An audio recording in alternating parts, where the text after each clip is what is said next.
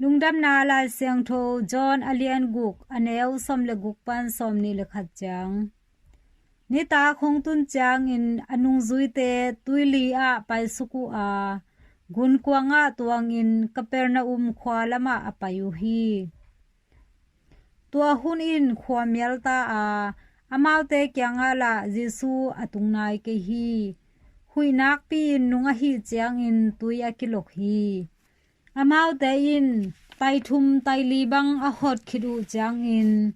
Gunkuang manawh-in Jesu tung a hong pai mu a alauma mauhi ahih zong in Jesu in Amaute kiangah keima ka hi lau ke un achi hi tuahi ciangin Amaute zong Lungdamin Gunkuang tunga ama atuang sako hi Gunkuang in Amaute painopna mun thakhat in atun hi